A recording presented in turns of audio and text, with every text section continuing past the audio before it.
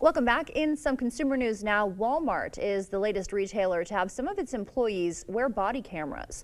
The nation's largest retailer says it is a pilot program focusing on one market for now. Stores like TJ Maxx and HomeGoods are already using body cameras in some of their locations in an effort to cut down on shoplifting. The Union for Starbucks Baristas has authorized a strike ahead of its latest round of contract negotiations. 98% of its baristas voted to authorize that strike. The union represents baristas at more than 500 operated stores. No decisions have been made on whether the workers will actually go on strike or when.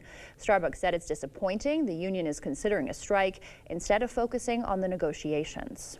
And the Federal Trade Commission has a new rule to ban those so-called junk fees on hotels and live events. Tickets for those. The regulation requires companies to disclose all costs to the consumer in a, quote, timely, transparent, and truthful manner.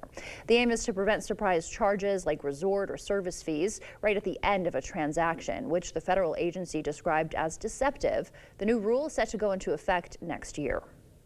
Members of Congress have unveiled a bipartisan spending measure that would keep the federal government funded through mid-March. That includes about $100 billion in disaster aid and $10 billion in economic assistance for farmers.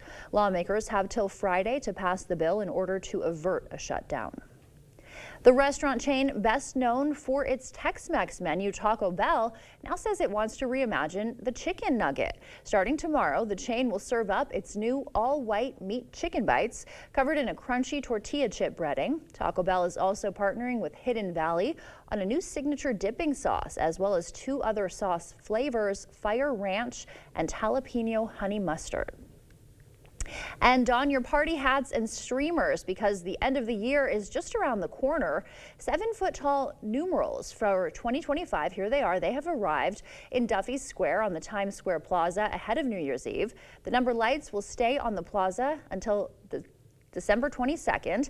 After, they will be placed atop one Times Square to complete the 2025 sign that lights up at midnight on New Year's Eve.